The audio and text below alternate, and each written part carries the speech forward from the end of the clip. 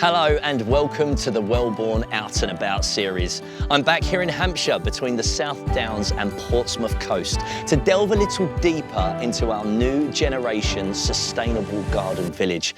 This will be a community for 15,000 people to live, work and play, consisting of connected, energy efficient homes and extensive accessible green spaces. And as part of this series, I'm going to be speaking to some of our house builders, partners and the Welborne team who are now on site bringing this vision into reality. And for this episode, I'm at Dashwood and I'm joined by Nicola and Jeff Picksley from Holbury Consultancy Services to discuss in a bit more detail how Welborne is enhancing the biodiversity of the site. Guys, great to speak with you again. Great to be here, thank you. See you. So tell me, where did it start then, this perspective of putting biodiversity at the centre of Welborne as an identity? Well, biodiversity as a theme was built right into the beginning of the master planning process. Fundamentally, we were aware that a scheme like Welborne, coming forward in the context of some really quite important sites locally along the Solent coast, which are ecologically quite sensitive, needed to come up with a strategy that allowed people to remain on site because there was sufficient semi-natural rural open space available to them. Meaningful open space that meant that it was really convenient and a destination in its own right. So they didn't need to go and visit the sort of sensitive sites on the coast. They had all that they needed here. So that kind of thinking was there right from the beginning. And it was really developing that idea into the concepts of Dashwood, which is where we are today, Welborne Mile, which is phase 2 of kind of that delivery process, and then Fareham Common at the south of the site. And then from that framework, it set us up to provide lots of sort of green corridors and interfaces with the built development. And I think it was that kind of concept, that kind of strategy that allowed us to start thinking about how we would build biodiversity into the built form. And Jeff, tell us, what knowledge, what information do you need out the ground from the existing environment so you can begin to put together this strategy?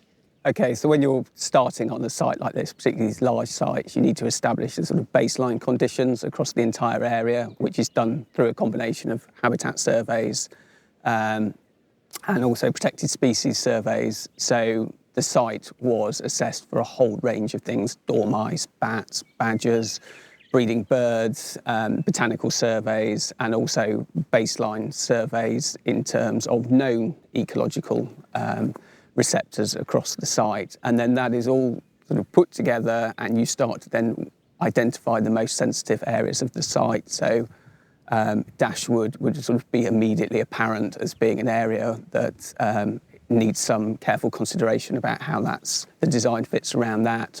We have another area across by the A32 known as Blake's Copse, which is an area of ancient woodland, so that has a special sort of significance, and again that's sort of buffered from the immediate development. And then, as we found protected species on the site as well, then you start to build up a sort of framework of either habitat retention or identifying areas where you can create habitat in the future to maintain those populations as the site is developed. So Nicola, how does all this information then help formulate Welborne's biodiversity enhancement strategy? Well, it's all central, and from it we build this concept of a strategy that embraces the whole site and looks to plan and think collectively across the whole site. So from an ecological perspective, we're thinking about connectivity in particular to make sure that we've got the networks and the routes through the development to ensure that wildlife can move through the built form. And the concept of the biodiversity enhancement strategy came really as we progressed with the planning application. So it ran in parallel with the master planning process. It arose as quite a contemporary debate started up around us, which centred on biodiversity net gain. Now, this project predates the notion of biodiversity net gain, which is now a mandatory requirement of all development or planning applications that are submitted. But the concept of biodiversity net gain was very much in the ether as this scheme was coming forward. And so we decided that we should develop a biodiversity enhancement strategy that sat across the whole, was very clear about what we were seeking to secure in terms of biodiversity delivery, and looked at which parts of the site could really deliver as biodiversity hotspots, which parts of the site wouldn't, and that didn't matter, because if we looked at the whole, then that was fine. We should be looking kind of this thing holistically.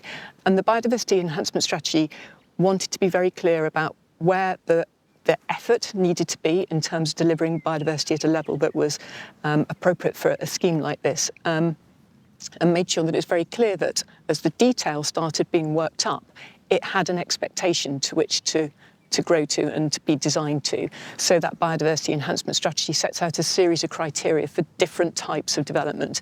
And any reserved matters application that is now submitted prior to development coming out of the ground needs to demonstrate that it's delivering against those expectations as set out in the biodiversity enhancement strategy. And it's like a jigsaw. So one little reserved matters application will deliver a little part, which in itself may not be that significant, but when taken as part of the whole, in due course, when Welborne is finally delivered out, will fit into a picture that is a genuine give in terms of biodiversity and all that it can offer both wildlife and people.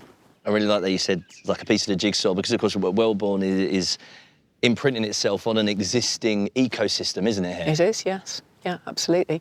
And it's really important that the biodiversity enhancement strategy reflects that ecosystem where it's important. And here we're in an absolute example of where it is. Dashwood is an important part of that system that we need to look after, conserve and manage into the future, and make sure that it both offers a fantastic green space for people moving into Welborne, but in a way that does not compromise its ecological value, but actually uses it as an opportunity to grow its inherent value and make sure that it is conserved and looked after into the future in a way that perhaps it wouldn't have been if it had remained within private ownership. Jeff, even the built environment has been considered with regards to how it can welcome nature, shall we say. Give us some examples. Yeah, so as Nick said, with the biodiversity enhancement strategy, we've taken it down from recommendations at a landscape level in terms of planting and species mixes and things, and then right down to a sort of very granular level with sort of almost on individual plots, with aspects sort of bee bricks being incorporated into new build, bird and bat boxes being incorporated there as well, which then offer sort of roosting potential for bats and nesting opportunities for certain species of bird. Aspects of sort of movement of wildlife across the site are also considered. So putting in gravel boards with little pre-cut holes so hedgehogs can move in and out of people's gardens. I was going to say, that's my favourite one, hedgehog crossings within gardens. Well, yeah, but when you think about, you know, the sort of total sum of garden area that's going to come with 6,000 houses, that is a considerable foraging resource for a hedgehog. And if you can link it up and they can go in and root around in people's gardens, then you've got a fantastic resource there for people, and they'll do a little handy job as well by snuffling up a few snails and slugs and helping out the gardeners. Yeah. Circle of life, everyone's playing their part. Yeah. I've got to ask, you've mentioned there about the accessible green spaces. 50% of Welborne is going to be accessible green spaces, 75% if you include garden space as well. Wow. Have you guys ensured that that has remained part of the identity from the very beginning? That's absolutely what this whole biodiversity enhancement strategy is about. It's about recognising the value that all those different types of green space can have for the sort of local ecology. Some are going to be more important than others. I mean, Jeff has referred to the housing that's going to be built, and it's an obvious natural focal point for a scheme such as Welborne. But perhaps less obvious are things like surface water drainage.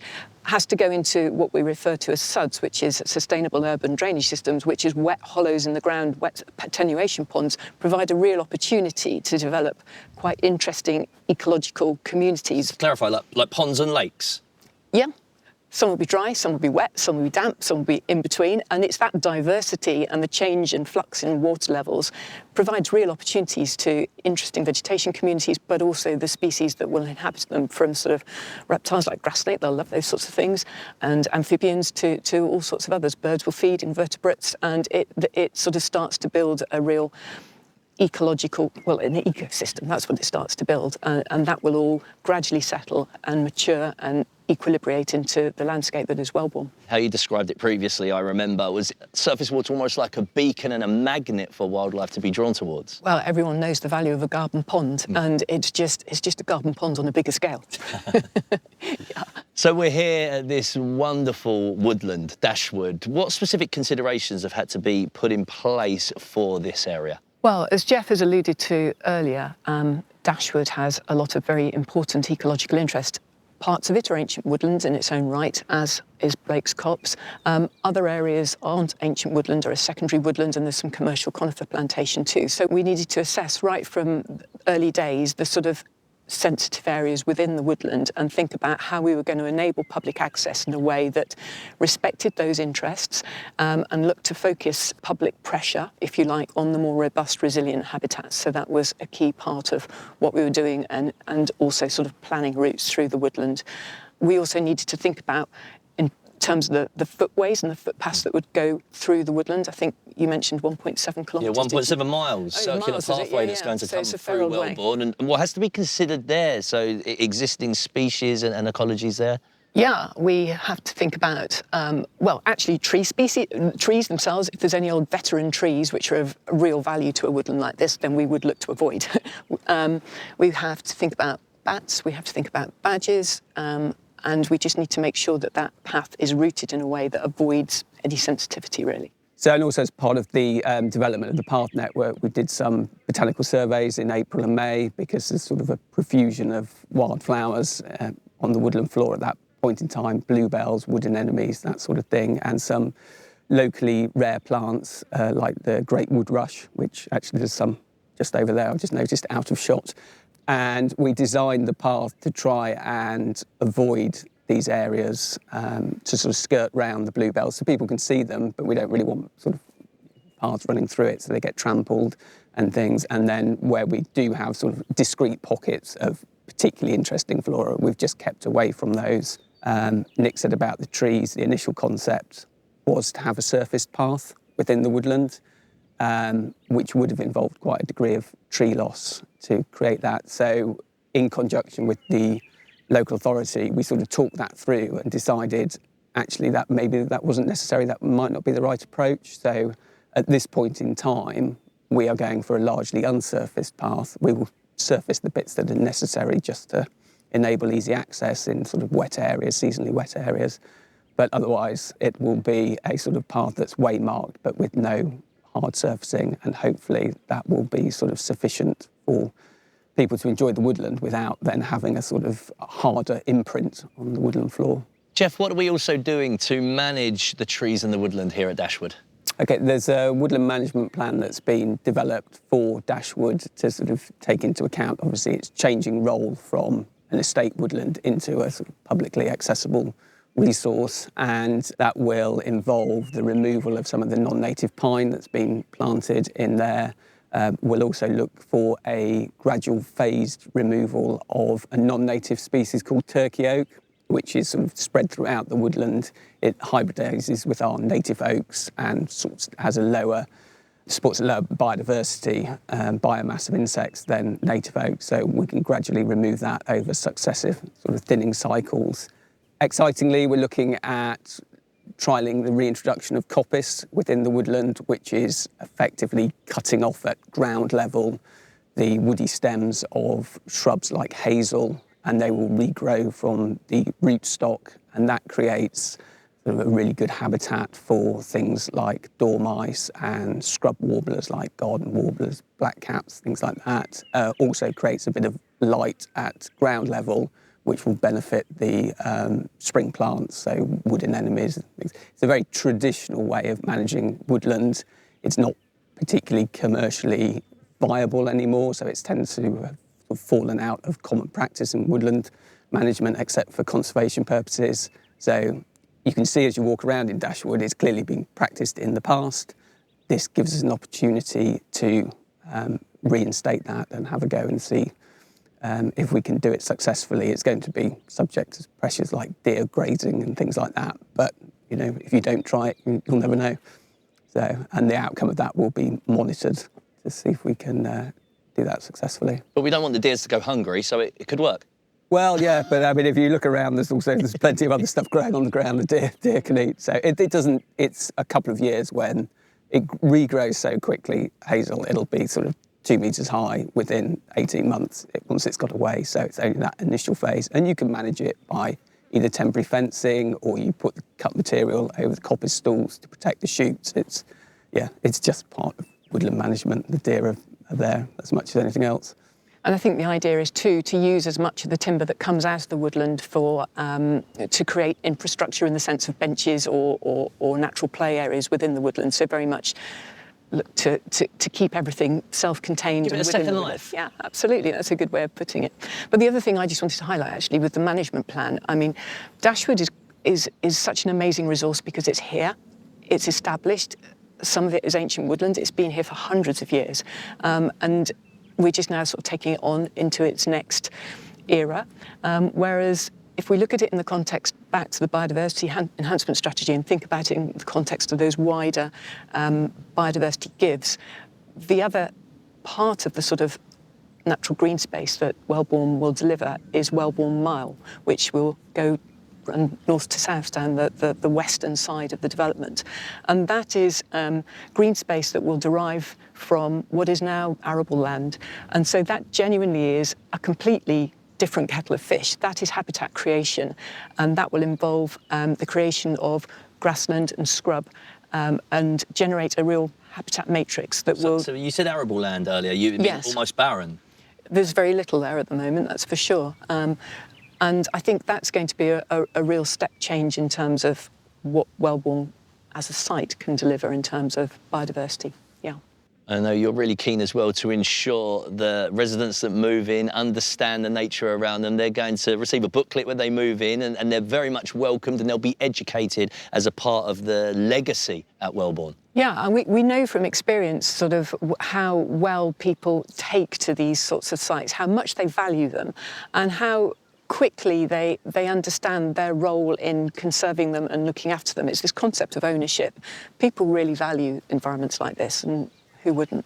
And I think it's really important that that message is made accessible to people right from the get-go, which is what sort of woodland packs are all about, absolutely. And the fact that they're coming here for a rural experience. They're not expecting surface paths or the like. And that's really important too, that you're going to get your shoes a little bit dirty. It's what it's all about, but that doesn't matter. And actually that's part of its attraction and it's part of what's important in terms of its functioning as part of the biodiversity give from Welborne's perspective, but also in sort of going back to where we very much started from, making sure that it is a genuine resource that people are going to use in opposition to sensitive habitats on the coast. So there's always that balance to play. And I'm sure you are going to be fundamental then to the process where we find ourselves with rangers here at Welborne.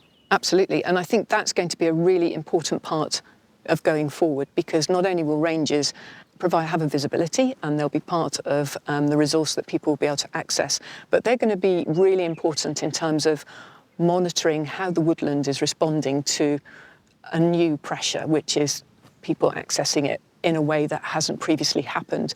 And rangers will have a hands-on role in looking to see whether areas are developing into sort of areas where there's erosion happening or where a little bit of care needs in terms of managing that public access. And they'll be on hand to immediately respond to that and react to it and make sure that it is properly managed. It's kind of a monitor and management type situation, which is going to be really important for this, managing the sort of woodland interest going forward, yeah. It's great to hear. Well, Nicola, Jeff, it's been a pleasure to catch up with you once again. And it's great to hear that the biodiversity at Welborne is in safe hands.